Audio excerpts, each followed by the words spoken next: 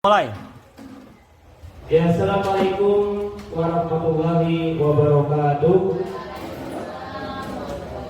Alhamdulillah rabbil assalatu wassalamu ala asyrofil anbiya'i wal mursalin sayyidina maulana Muhammadin wa ala alihi washabihi ajma'in, amma ba'du. Yang saya hormati seluruh Bapak Ibu Dewan Guru maupun staf maupun operator OPT SD Negeri Surabaya yang saya hormati, puji syukur kita panjatkan kehadirat Allah Subhanahu wa Ta'ala. Pada pagi menjelang siang ini kita masih dapat berkumpul di ruangan ini dalam rangka sosialisasi program pengembangan kompetensi guru. Salawat dan salam pertama-tama kita panjatkan puji syukur kita kepada Allah Subhanahu wa Ta'ala atas taufik hidayah inayahnya kepada kita, berikut rangkaian nikmat yang masih diberikan kepada kita saat ini dan detik ini, terutama nikmat sehat, umur yang panjang, sempat, dan yang tak kalah penting yaitu nikmat iman wal Islam. Mudah-mudahan kita semua akan tergolong ke dalam hambanya yang pandai bersyukuri atas nikmat yang telah Allah berikan tersebut. Kemudian kedua kali salawat dan salam tidak lupa kita sampaikan kepada Nabi kita yaitu Nabi besar Muhammad Sallallahu Alaihi Wasallam. Allahumma sholli ala Sayyidina Muhammad wa ala ali Sayyidina Muhammad. Berikut kemudian kita para sahabatnya, dan mudah-mudahan kita semua akan tergolong ke dalam umatnya dan akan mendapatkan syafaatnya. Amin ya rabbal alamin. Bapak Ibu seluruh Dewan Guru yang hadir pada pagi hari ini, sengaja pada hari ini saya kumpulkan di ruangan ini dalam rangka sosialisasi tentang program pengembangan kompetisi guru, yang dimana ini adalah tugas saya selaku kepala sekolah yang mendapatkan perintah dari pengawas langsung untuk melakukan atau membuat video tentang sosialisasi pengembangan kompetisi guru. Ini berhubungan erat dengan PNM Bapak Ibu, karena ada tugas dari kepala sekolah di sana, ada bagian tertentu untuk pengawas itu istilahnya mengobservasi kepala sekolah. Beliau tidak bisa hadir secara langsung di hadapan kita, namun beliau memerintahkan untuk dibuat satu video dan dikirimkan kepada pengawas. Itu ada tujuan dikumpulkan Bapak Ibu hari ini dalam ruangan kelas ini. Bapak Ibu sekalian, kita sebagai pendidik, khususnya saya sebagai kepala sekolah, itu punya tugas tertentu di PNM. Kalau Bapak Ibu sudah, saya yakin sudah mengerjakan, sudah mengajukan observasi perangkat pembelajaran atau kegiatan belajar di kelas, sudah semua.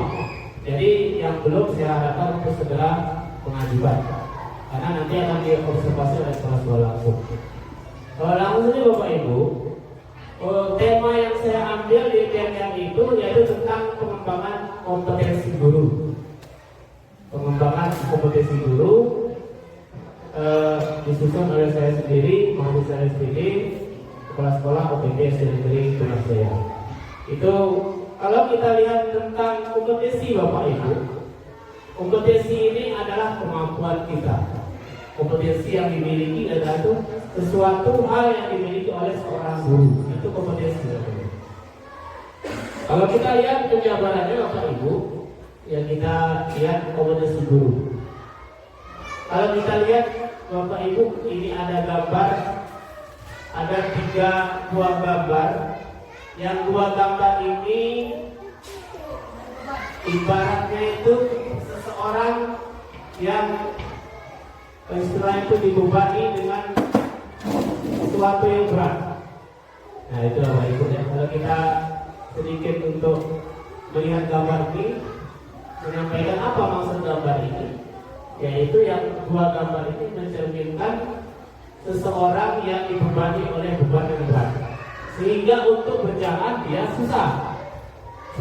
Itulah Bapak Ibu gambaran seorang guru.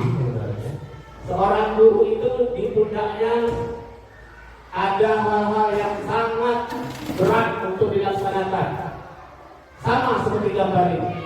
Dia mau berlari tidak bisa, berjalan tidak bisa karena bandolannya lebih berat. Kalau kita lihat gambar yang warna merah, dia tidak ada beban dalam hidupnya sehingga dia bisa berjalan atau berlari. Ini kalau kita gambarkan yang merah ini adalah bukan seorang guru. Dia kan bebas dalam kehidupannya. Kalau guru di pundaknya ada beban yang sangat berat, ada tanggung jawab ya Bapak Ibu. Jadi ada tanggung jawab. Lanjut. Nah, kita lihat pengertian dari kompetensi. Kompetensi adalah seperangkat pengetahuan, keterampilan, dan perilaku yang harus dimiliki, dihayati, dan dikuasai oleh pembelajar dalam melaksanakan tugas keprofesionalisasiannya atau keprofesiannya. Ya, itu adalah kompetensi. Keterampilan yang dimiliki, pengetahuan yang dimiliki, perilaku yang harus dimiliki, dihayati, dikuasai oleh seorang pendidik, itu adalah kompetensi. Saya yakin semua guru itu punya kompetensi masing-masing. Mereka ada trik mengajar masing-masing. Setiap guru itu, saya melaksanakan observasi beberapa waktu yang lalu Bapak Ibu, saya tidak menemukan itu kesamaan di dalam mengajar. Berbeda-beda. Saya lihat teknik mengajar antara guru A dan guru B itu berbeda-beda. Tidak bisa Bapak Ibu kita samakan harusnya seperti ini mengajar, tidak ada. Tergantung situasinya di mana di kelas tersebut, bagaimana sesuai itu nyaman, itulah kita ambil cara mengajar kita. Tidak mesti harus A, harus seperti ini, tidak. Yang jelas kegiatan pembelajaran kita kalau di kelas ada kegiatan awal, kegiatan inti, dan kegiatan akhir. Harus ada Bapak Ibu. Kita tidak bisa mengajar itu langsung ke materi inti. Nah, kalau guru olahraga itu ada pemanasan dulu namanya.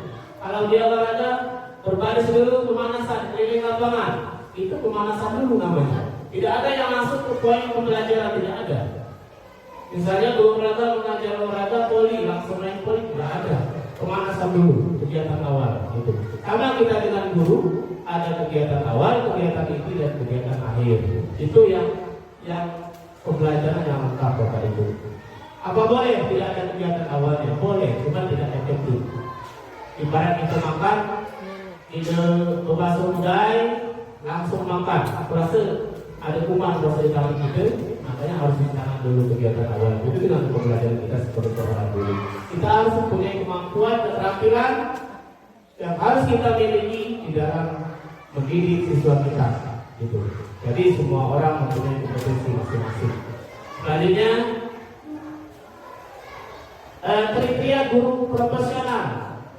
Yang pertama, Bapak Ibu memiliki akhlak dan juga budi pekerti yang luhur.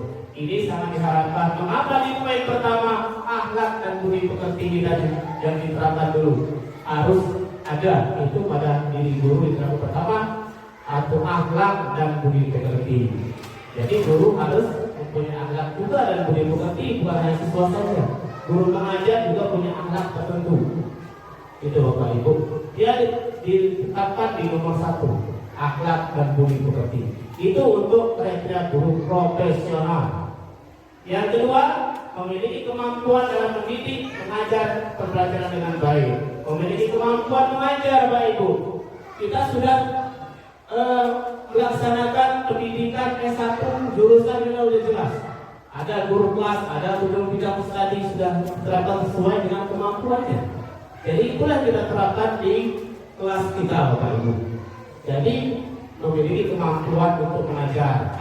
Saya yakin guru-guru di sini sudah mampu semua mengajar. Ya tidak mungkin dari seorang guru kalau belum mampu mengajar itu kepada siswa atau anak didik kita. Yang ketiga, menguasai materi pembelajaran itu sangat penting. Kita mengajar harus paham yang kita ajarkan. Memiliki materi pelajaran yang akan dijelaskan, diajarkan, menguasai materi. Kalau guru tidak menguasai materi, maka proses pembelajaran kurang efektif untuk dilaksanakan, Bapak Ibu. Ya. Jadi ada kita menguasai materi untuk diajarkan kepada anak-anak kita. Kemudian yang selanjutnya, yang nomor 4, mempunyai kualifikasi pendidikan yang memadai, harus S1 terutama. Bila mana terpaksa dari S1 boleh, mungkin yang belum S1 mengajar. Tapi guru profesional harus sudah mempunyai kualifikasi pendidikan minimal S1 gitu. Jadi motivasi untuk kita yang belum S1 supaya bisa melaksanakan kuliah lagi untuk mendapatkan gelar sarjana. Kemudian yang kelima, menguasai dan memahami berbagai administrasi. Bapak Ibu, sudah saya jelaskan, sudah sering saya jelaskan. Kalau kita pergi ke kebun, pasti kita membawa alat. Saya yakin, ya. Kira-kira kalau berangkat ke kebun tidak bawa alat, apalah kita di kebun. Positif, bawa sprint, bawa pisau, bawa bekal, itu kalau kita ke kebun. Begitu juga kita dengan guru, kita harus mempunyai administrasi, Bapak Ibu. Contohnya RPP, harus ada RPP. Saya tidak menyampaikan setiap tahun ganti RPP, enggak, Bapak Ibu. Minimal ada RPP yang kita pelajari. Kalau petunjuk dari pengawas, Pak, kalau RPP itu nggak mau dibuat setiap tahun, kosongkan tahunnya. Jadi di sampulnya jangan kasih tahun, kosongkan tahunnya. Sebenarnya kalau yang itulah yang dibahas. Kalau kurikulumnya masih yang itu. Cuma kalau kita bikin RPP itu kurikulum ke-13 sekarang sudah kurikulum merdeka, tidak berlaku lagi ya Pak Ibu. Sesuaikan dengan kurikulum kita yang ada. Gitu. Jadi harus ada RPP, harus ada silabus, harus ada program tahunan, program semester. Kalau saya dulu Pak Ibu menjadi guru itu numpuk administrasi banyak sekali. Sehingga kalau ada pengawas periksa bingung apa yang periksa banyaknya. Ya, itu. Jadi ini pengawas kita Bapak Ibu jarang ke lapangan. Jadi tolong kalau ada waktu kesempatan untuk melengkapi administrasi. Kalau pengawas datang nanti yang mendadak ke sini. Kemudian itu tadi yang 5 Bapak Ibu, ada RPP, silabus, kurikulum, KKM dan lain sebagainya. Kemudian yang 6, memiliki semangat serta motivasi yang tinggi. Nah, semangat kita Bapak Ibu, kita mengajar harus semangat, harus selalu senyum. Karena anak-anak itu merindukan senyum kita sebenarnya dari rumah ke sekolah itu Bapak Ibu. Ya, mereka itu memerlukan belajar kasih sayang dari seorang guru. Jangan sekolah-sekolah dimarahi, ya anak-anak dari rumah menuju sekolah itu harap aja dapat kasih sayang dari guru, ternyata di sekolah dimarahi dan lain sebagainya. Itu kita hindari ya Pak Ibu. Ya. Karena anak-anak itu memerlukan senyum dan kasih sayang dari guru-gurunya. Kita motivasi mereka Bapak Ibu. Kalau mereka misalnya tidak mengerjakan tugas, kita omongin mereka. Kita nasihati mereka dengan baik-baik supaya bisa mengerjakan tugas-tugasnya dengan baik. Itu yang ke-6 Bapak Ibu. Kemudian yang ke-7, tidak pernah berhenti dalam belajar, juga mengembangkan kemampuannya. Jadi tidak pernah berhenti untuk belajar kita sebagai seorang guru Bapak Ibu. Karena ilmu itu bisa kita dapatkan dari berbagai macam sumber. Bisa kita membaca buku, bisa kita buka internet, bisa kita mengikuti seminar-seminar dan lain sebagainya. Itu untuk tidak pernah berhenti dalam belajar untuk mengembangkan kemampuannya. Gitu. Kemudian yang ke-8, mengikuti diklat. Nah, ini diklat sering kita laksanakan Bapak Ibu. Jadi melalui diklat itu kita bertambah wawasan dan ilmu. Dari yang kita tidak tahu menjadi tahu. Itu mengikuti diklat. Banyak sekali Bapak Ibu diklat sekarang. Ada yang 3 hari diklat, ada yang 2 hari, ada yang seminar cuma 1 hari beberapa jam. Itu adalah untuk meningkatkan kemampuan kita di dalam mengajar. Itu inti. Mari kita ikuti Bapak Ibu diklat, seminar dan lain sebagainya untuk meningkatkan kompetensi kita di dalam mengajar. 9, aktif kreatif dan juga inovatif dalam mengembangkan pembelajarannya. Aktif, ya, di kelas kreatif, misalnya kelas dibuat semakin indah supaya belajarnya enak, itu kreatif namanya. Bisa memanfaatkan barang-barang yang bekas, bisa untuk memperindah agar siswa dalam kelas itu lebih tertarik dan betah di kelas. Ada anak-anak itu, ibu-ibu, bapak-ibu, dia yang keluar terus dari kelas, jenuh mungkin mereka. Baik itu jenuh mungkin karena lingkungan kelasnya tidak nyaman, ataupun cara mengajar kita yang itu saja. Mungkin mereka jenuh di kelas. Ada sebagian siswa yang seperti itu. Saya mengalami, bapak ibu, saya juga guru sebelum ini. Saya mengalami. Ada anak-anak itu keluar terus, keluar masuk. Mungkin mereka memang di dalam kelas tidak betah. Inovatif, kita mengembangkan ada pengetahuan-pengetahuan yang baru, ya. Jadi kita terapkan di kelas kita dengan mengikuti seminar dan lain sebagainya. Kita dapat wawasan Bapak Ibu. Oh, begini caranya mengajar yang baik itu. Selanjutnya Bapak Ibu, banyak ya kriteria guru profesional, ada 13 di sini. Selalu aktif, ya, update terhadap suatu informasi atau masalah yang ada di lingkungannya. Kemudian yang 11, menguasai iptek, ya, contohnya seperti komputer, internet. Nah, Bapak Ibu, sekarang itu zaman sudah canggih Bapak Ibu. Jadi kita gunakan alat-alat elektronik atau iptek yang ada di sekolah kita. Saya untuk observasi menyampaikan dengan guru-guru, cara mengajar Bapak Ibu sudah sangat bagus. Alangkah lebih menariknya lagi kalau menggunakan alat. Contohnya seperti ini, layar proyektor kita gunakan, nanti masih ada. Ya, karena mereka tertarik dengan pengetahuan teknologi ini Bapak Ibu, generasi sekarang itu. Bukan seperti generasi kita itu, generasi A, gitu, yang tanpa iptek. Sekarang itu nggak bisa Bapak Ibu. Anak-anak sekarang belajarnya harus dengan ilmu utama dan teknologi dalam seragam, supaya mereka tertarik di dalam belajarnya. Itu kita usahakan sedikit demi sedikit Bapak Ibu, ya. Kalau kita terapkan semua di dalam kelas, mungkin harus ada 6 atau 7 proyektor. Ada berbarengan waktunya kan? Jadi harus kita sediakan banyak itu supaya setiap kelas itu melaksanakan atau menggunakan alat itu. Kemudian yang ke-12, gemar dalam membaca sebagai alat dalam menambah wawasan. Nah, tadi sudah saya sampaikan, membaca itu adalah salah satu kita untuk meningkatkan kompetensi kita, membaca buku itu. Kemudian yang ke-13, tidak pernah berhenti untuk terus berkarya Bapak Ibu, ya.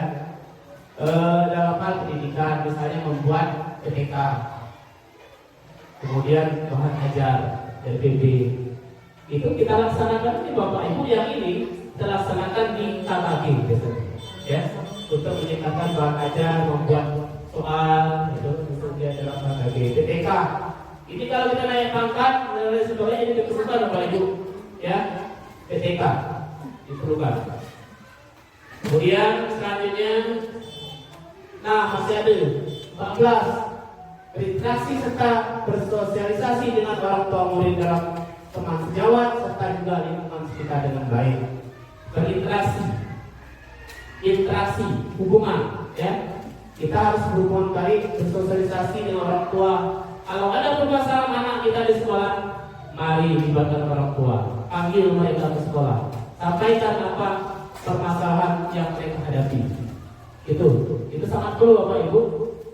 Kemarin saya baca di dan lihat juga di videonya, ya, yang sebenarnya itu menyinggung kita. Ketika menerapkan peraturan kelas Bapak Ibu, contoh, anak harus berambut rapi dan pendek. Nah, permasalahannya karena kita tidak melibatkan orang tua dalam peraturan kelas itu, saat kita memotong rambut anak mereka protes dengan kita. Karena hal itu tidak melibatkan mereka. Makanya untuk menghindari hal-hal yang diinginkan, saat membuat kesepakatan kelas, ajak wali muridnya. Kalau mereka ada di sana, saat kita potong rambut mereka, tidak ada masalah. baca diadukan juga gitu Bapak Ibu. Sekarang itu guru sangat terbatas di dalam memberi hukuman kepada siswa. Kita lihat di media sosial ataupun yang terjadi mungkin di lingkungan kita, banyak guru-guru itu yang dilaporkan ke polisi. Sangat prihatin sekali saya Bapak Ibu melihat yang seperti itu. Jadi guru tidak bebas untuk mendidik anaknya itu. Padahal tujuan kita menghukum itu sebenarnya untuk mendidik anak tersebut. Coba kalau anaknya Bapak Ibu misalnya bandel berkelahi terus di kelas, terus kita tegur mereka, kita beri hukuman, tidak ada salahnya sebenarnya. Tidak ada salahnya kita mendidik mereka. Tapi sekarang itu zamannya sudah beda Bapak Ibu dengan kita dahulu. Kalau zaman kita dahulu Bapak Ibu berkelahi di sekolah, kita ngomong dengan orang tua kita, tidak akan dibela, malah ditambahin, dipukul, ya. Itulah dulu. Sekarang enggak, cewek sedikit lapor ke polisi. Ada belum lama ini Bapak Ibu sudah dipenjara dia selama 12 hari.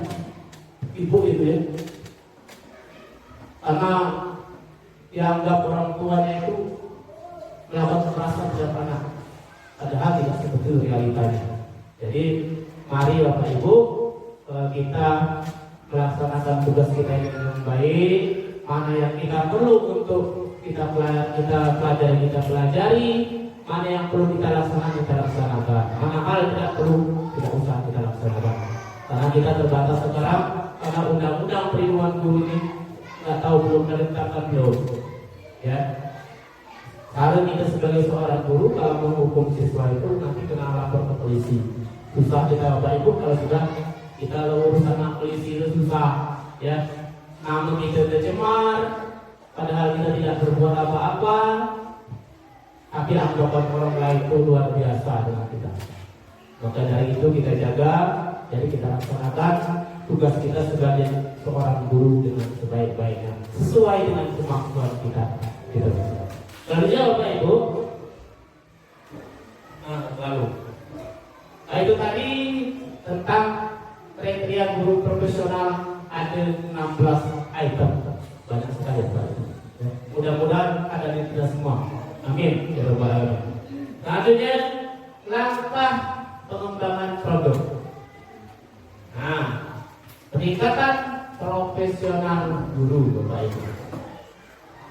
Bapak Ibu bisa lihat sendiri poin nomor 1, menempuh jenjang pendidikan yang lebih tinggi. Tadi sudah saya sampaikan. Minimal kita kalau mau mengajar itu harus S1. Bukan tidak boleh Bapak Ibu yang belum S1 itu mengajar, boleh. Tapi untuk masa depannya itu kurang nanti ke depannya Bapak Ibu. Karena apa? Karena pengangkatan PNS maupun P3K sekarang itu nggak ada lagi yang masih SMA. Dan S1 semua. Jadi ketinggalan kita nanti dengan rekan-rekan yang lain yang sudah S1, nanti mereka diangkat, kita belum. Karena apa? Kualifikasi pendidikan kita belum S1. Makanya itu saya harapkan kepada guru-guru atau peserta yang belum S1, lanjutkanlah ya. Masih muda, lanjutkan sekolahnya untuk masa depan kita itu. Itu tentang kualifikasi pendidikan, peningkatan profesional guru Pak Ibu. Kemudian 2, melalui perubahan sertifikasi pembelajar. Kemudian yang ketiga, memberikan feedback dan pelatihan bagi pembelajar. Yang keempat, gerakan pembelajar membaca. 5, melalui organisasi kelompok kerja guru KKG sudah kita laksanakan walaupun masih kelas 12. Ya. Sekarang sudah kita jalankan KKG guru kelas, baik guru kelas rendah maupun guru kelas tinggi. Mungkin tahun depan guru PAI maupun guru pijak akan kita rencanakan untuk melaksanakan KKG. Kemudian yang selanjutnya nomor 6, senantiasa apa itu? Produktif dalam menghasilkan karya-karya di bidang pendidikan. Sekarang itu ada Bapak Ibu latihan guru apa itu? Yang tentang mengembangkan IT itu sekarang yang ada ya. Iya, menggunakan produktif dalam hasil karya-karya di bidang pendidikan. Kemudian yang selanjutnya kompetensi guru yang harus dimiliki. Apa saja? Nah, yang pertama kompetensi pedagogi. Oke, sudah tahu semua Bapak Ibu pedagogi itu apa? Menurut ilmuwan Belanda ya, pedagogi adalah ilmu yang mempelajari masalah membimbing anak ke arah tujuan tertentu, yaitu supaya kelak ia mampu secara mandiri menyelesaikan tugas hidupnya. Itu menurut pakar dari Belanda. Pedagogi itu ilmu yang mempelajari masalah membimbing anak, mengajar tadi ya. Kemudian yang kedua bisa diartikan sesuatu yang menekankan kepada praktek yang menyangkut kegiatan mendidik, membimbing anak, juga dapat mengembangkan konsep-konsep tentang hakikat manusia, hakikat anak, hakikat tujuan pendidikan, serta hakikat proses pendidikan. Itu kompetensi pedagogi Bapak Ibu. Selanjutnya kompetensi pedagogi yang tadi itu ya. Jadi kita lanjut yang selanjutnya, memfasilitasi pengembangan potensi belajar untuk mengaktualisasikan berbagai potensi yang dimiliki, berkomunikasi secara efektif, melakukan penilaian dan evaluasi, melakukan tindakan reflektif untuk dengan kualitas pembelajaran. Itu pedagogi kita. Nah, sekarang yang pertama dari pedagogi, kemudian yang kedua kepribadian, yaitu kompetensi kepribadian secara garis besar, yaitu kompetensi kepribadian memiliki arti kompetensi yang berkaitan dengan perilaku pembelajar dalam menghadapi pembelajaran saat proses pembelajaran yang berlangsung. Itu kepribadian kita. Itu kita kompetensi kepribadian Bapak Ibu. Kemudian kita lanjut saja, ada beberapa poin ya. Kemudian yang ketiga, kompetensi profesional, kemampuan penguasaan materi pembelajaran secara luas dalam dan dalam yang memungkinkannya membimbing peserta didik memenuhi standar kompetensi yang diterapkan dalam standar nasional pendidikan. Itu kompetensi profesional Bapak Ibu. Ada berbagai macam hal ya, itu cukup banyak ini jawabannya apa Ibu.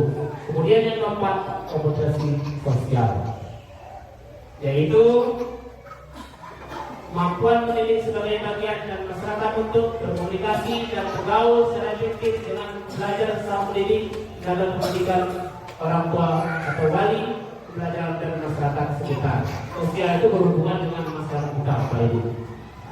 Sosial itu yang ada di lingkungan sekolah itu sosial, baik itu orang tua, ya, tenaga pendidikan, guru, masyarakat sekitar, siswa, itu adalah lingkungan sosial kita. Kemudian yang selanjutnya ada berbagai hal, yaitu tentang sosial Bapak Ibu. Nah, ini adalah kompetensi yang harus kita miliki Bapak Ibu. Ada apa tadi? Pedagogi, kepribadian, kemudian profesional dan sosial. Itu harus kita miliki sebagai seorang guru dalam mengembangkan kompetensi guru untuk melaksanakan tugas kita sebagai seorang guru dalam mendidik siswa-siswi kita, untuk mencerdaskan mereka sebagai pelanjut kita, ya. Masa depan kita adalah anak-anak kita pada waktu-waktu yang akan datang. Itulah yang akan sebagai pemimpin kita nantinya, yang akan mengganti dari kita. Mungkin nanti mereka ada yang jadi guru seperti kita, mungkin ada juga yang lain-lain cita-citanya TNI, Polri, dokter dan sebagainya. Itu adalah harapan kita pada masa yang akan datang. Mungkin ini saja penyampaian saya sebagai sosialisasi meningkatkan kompetensi guru dalam melaksanakan tugas kita di dalam sekolah, mengajar dalam kelas yang sangat kita perlukan, yang telah saya sampaikan pada pagi hari ini. Untuk menghidupkan acara kita, silakan Bapak Ibu yang mau bertanya, satu atau dua orang guru silakan bertanya tentang materi kita, kompetensi guru. peningkatan kompetisi guru. Silakan Bapak Ibu yang mau bertanya, waktunya kami persilakan.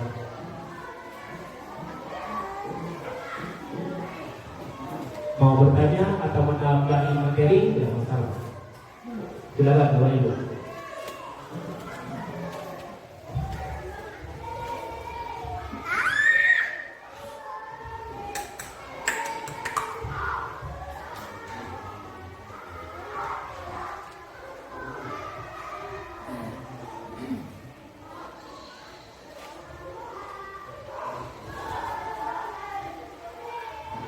Ini kalau kita baca jawabannya banyak sekali Bapak Ibu ya. Saya kira bisa dipelajari sendiri-sendiri untuk penjabaran dari kompetensi.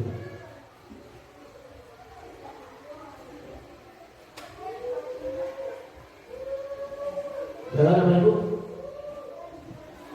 bertanya. Mungkin dari Pak Kaan mau bertanya, dari Bu Yesi, Bu Mei dan lain-lain, silakan bertanya.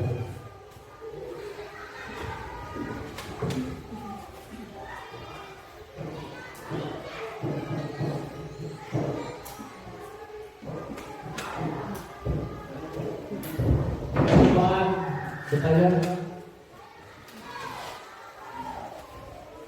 Tidak bayar bertanya Pak. Ya, tidak bayar bertanya. Bu Yesi. Tapi kalau tanya paksa balik aja mana dia.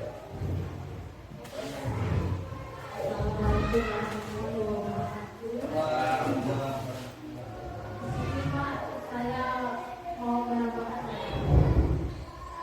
khususnya untuk saya sebagai guru yang lainnya. Kami sekarang ini kayaknya lebih membutuhkan tentang administrasi itu, Pak. Karena kan perubahan dari K13 sekarang ke kurikulum merdeka. Kurikulum merdeka ini dulu SPP sekarang sudah jadi modul ajar. Nah, untuk bekal kami mengajar nanti, karena kan kami sekarang misalkan bahasa dan lain umur semua. Jadi kami membutuhkan modal ilmu tentang pembuatan administrasi kurikulum mereka. Kalau tidak diganti, Pak. Soalnya menteri ini katanya kurikulum mereka bakal dilihat, kita nggak tahu. Yang pasti kami butuh ilmu untuk pembuatan administrasi kami sebagai guru. Kami butuh pelatihan itu, Pak. Itu yang paling penting kalau modal ngajar dari situ lah, Pak, dari administrasi itu. Jadi saya kira saya assalamualaikum warahmatullahi wabarakatuh. Ada lagi? Samping. Ada lah. Ini dua orang dulu. Salam. Sebenarnya ini aku pribadi kita harusnya kita punya rasa semangat dan motivasi itu. Tapi kenyataannya kadang ya ada saja rasa kurang, terus atau mungkin membawa yang di rumah itu pasti sama guru pastinya. Bagaimana cara kita untuk mengatasi hal tersebut ya Pak? Kasih hal. Yang kurang semangat. Ya, dari bawa masalah biaya mahal gitu.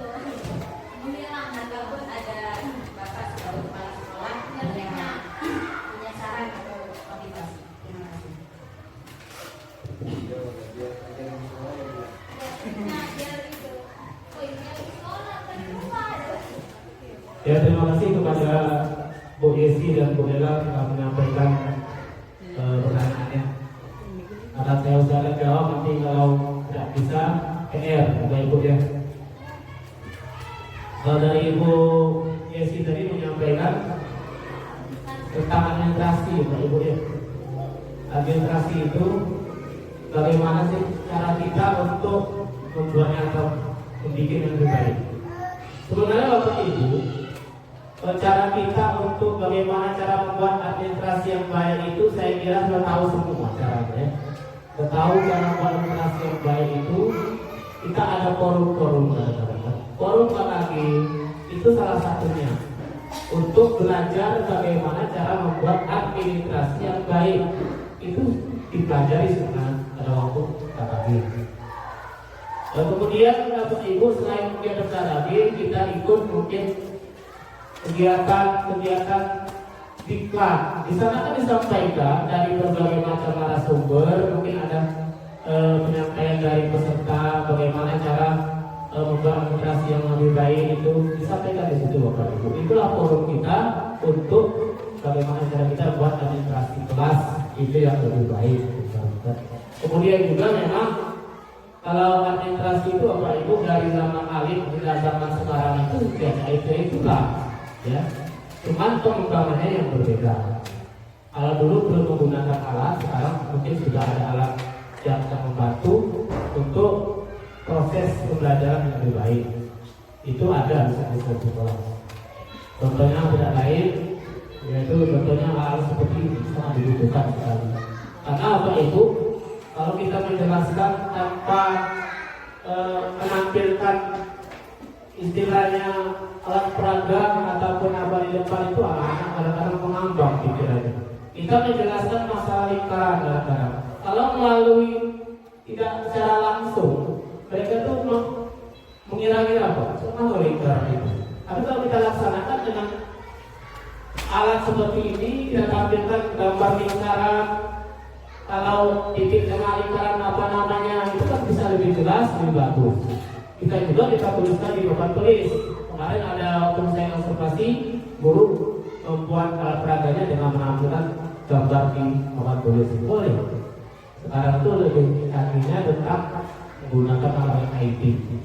Baik sekali Pak Ibu, kita mau melihat gambar apa, ada semua sekarang itu di internet. Gambar lingkaran ada, gambar persegi ada. Kalau kita tampilkan lewat media seperti itu, mereka lebih tertarik tadi. Karena mereka generasi Z Bapak Ibu, mereka yang membutuhkan alat-alat iptek ini untuk belajarnya. Apalagi mereka semangat kalau menggunakan HP. Ada di suatu sekolah saya pernah lihat, mereka ulangannya menggunakan HP Bapak Ibu. Jadi nilainya langsung terekam di laptopnya. Beberapa nilai anak ini ada di situ. Itu lebih canggih lagi menurut saya. Siswa lebih semangat belajarnya karena menggunakan IT. Guru pun itu lebih mudah dalam melaksanakan pembelajaran. Jadi kalau kita buat perangkat pembelajaran Bapak Ibu, itu banyak sekali yang bisa kita contoh. Baik itu di video-video yang ada, cara membuat perangkat pembelajaran yang baik itu ada, bagaimana caranya itu ada semua. Selagi kita ada kemauan untuk belajar itu. Mungkin maaf, polisi kalau jawabannya belum pasti. Kemudian untuk Ibu Dela tadi katanya disampaikan bagaimana supaya melaksanakan pembelajaran supaya semangat begitu ya. Kalau kita seorang itu Bapak Ibu, ada kalanya kita memang jenuh, tidak kuat tadi kan di dalam mengajar. Kita tidak selamanya Bapak Ibu semangat, kadang ada permasalahan baik itu internal maupun eksternal dari diri kita, ada yang terbawa ke sekolah. Itu sebenarnya yang harus kita hindari. Kita berantem dengan suami di rumah sampai di sekolah masih baik dibawa-bawa, atau siswa kadang dimarahi tanpa sebab. Karena kita marah dengan suami kita, akhirnya dibawa ke sekolah, siswa jadi korbannya. Walaupun kita segudang masalah dari rumah Bapak Ibu, jangan sampai dilihat oleh siswa. Jangan beban kita itu terlihat oleh siswa. Enjoy saja Bapak Ibu, biasa. Nah, kalau kita berantem dengan orang lain, dibawa ke sekolah, dapat anak-anak dimarahi tanpa sebab, mereka jadi korban. Jadi jangan sampai kita beban di luar itu dibawa ke sekolah. Bukan siswa saja, dengan guru tidak mau negur lagi karena tadi sedang ribut tadi kan. Jangan Bapak Ibu ya. Jadi permasalahan di rumah jangan dibawa ke sekolah. Triknya Bapak Ibu Dela ya, kalau supaya kita semangat mengajar itu ya balik pada diri kita sendiri sebenarnya. Saya tidak bisa ngasih tahu Dela supaya semangat tuh harus ini loh, harus ini cara mengajarnya. Tidak bisa, itu balik ke kita sendiri.